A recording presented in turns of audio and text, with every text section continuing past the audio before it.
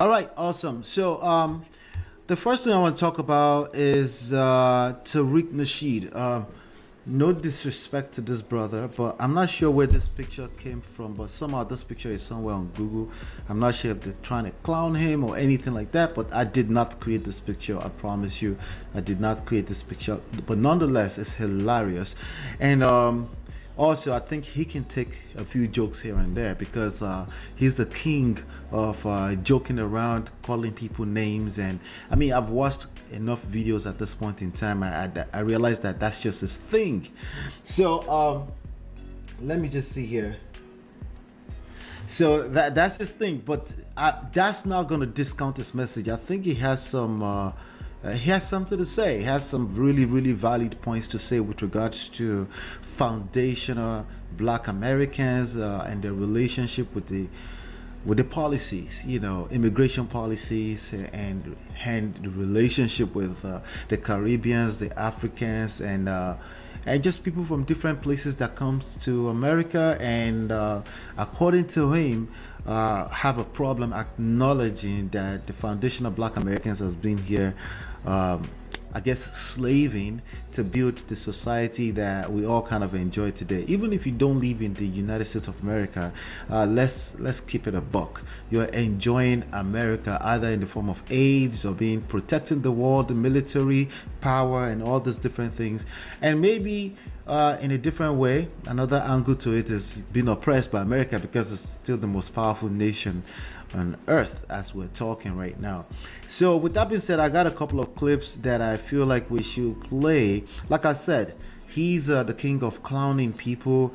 As a matter of fact, he got on my radar because apparently they were having a Twitter space where they're having discussions about this issues, and he basically started muting people once they start spewing things that he doesn't agree with.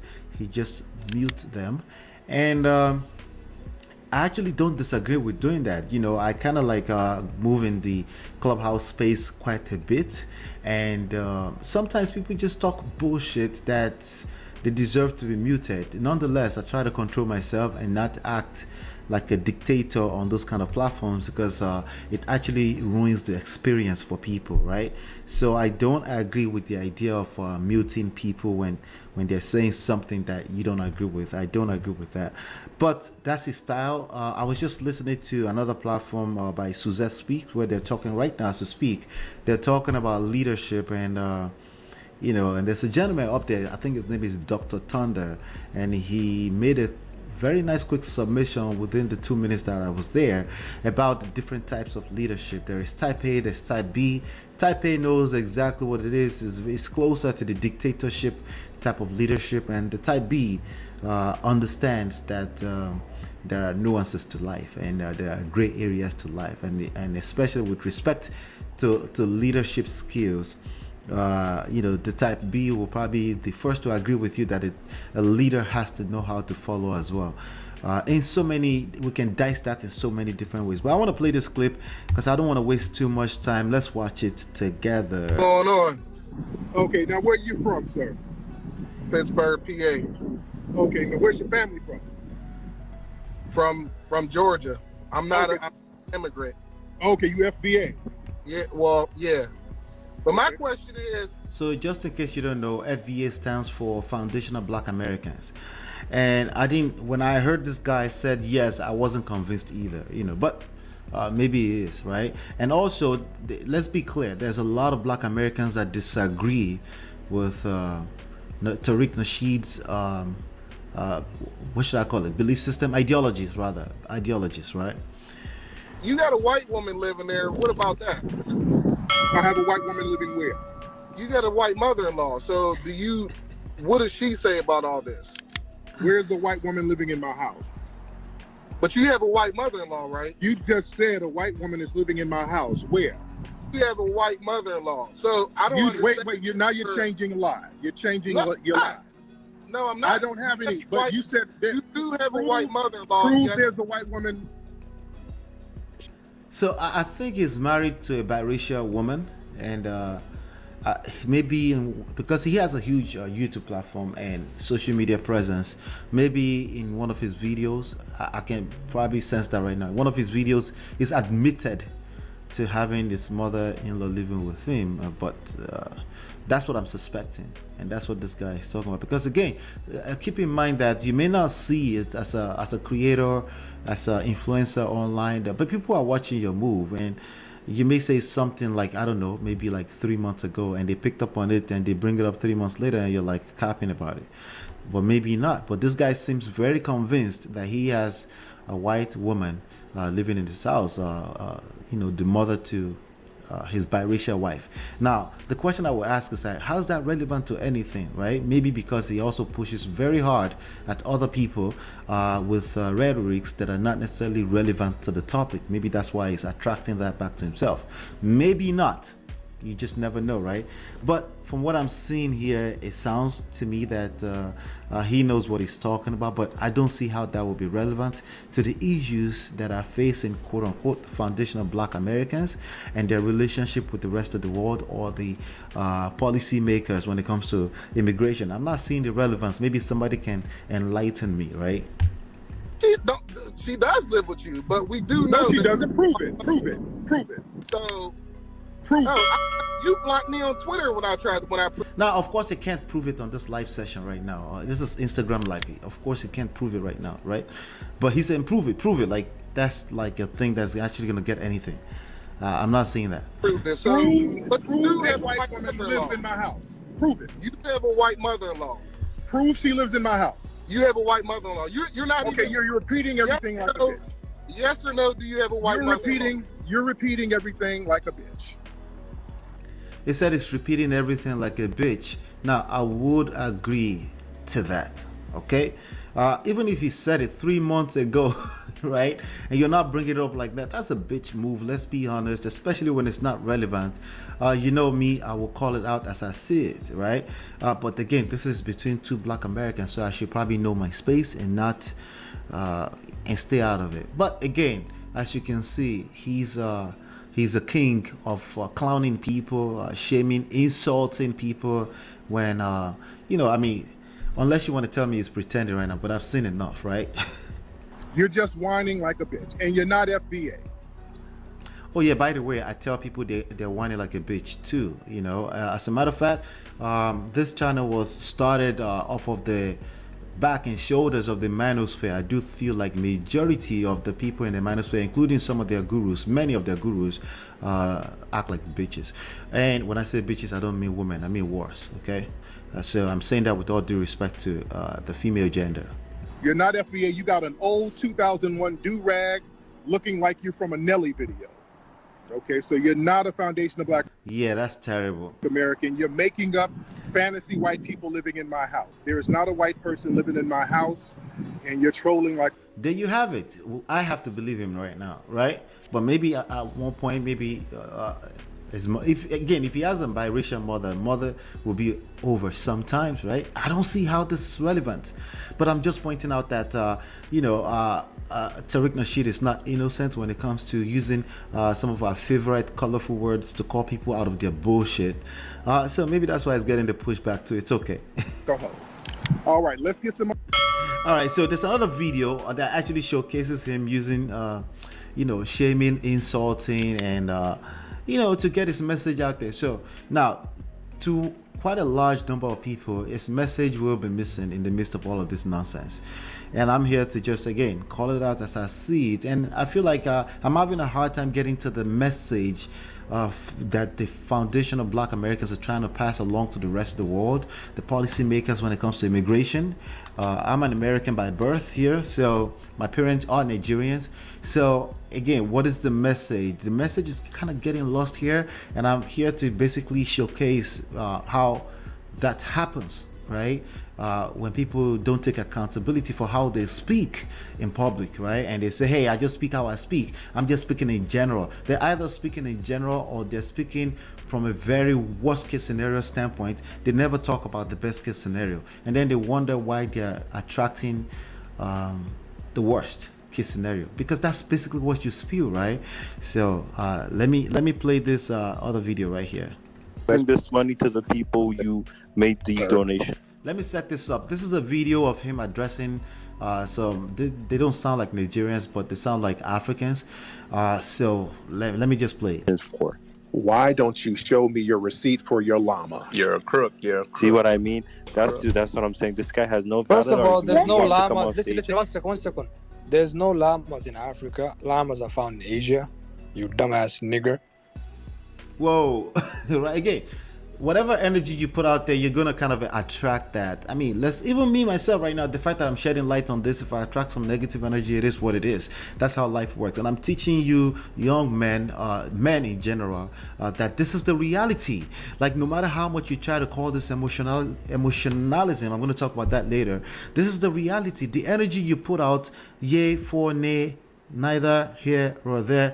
Maybe your intentions are overrated. Whatever energy you're putting out there, regardless if you meant to make it negative or not, you're going to attract that back to yourself. So am I saying you can completely eliminate that? No, I'm saying you may want to manage how what kind of energy you put out there, and don't bitch around social media when you attract similar energy or something that helps create the polarity that you're looking for, whatever, But again, this is all about energy, and that's what it is.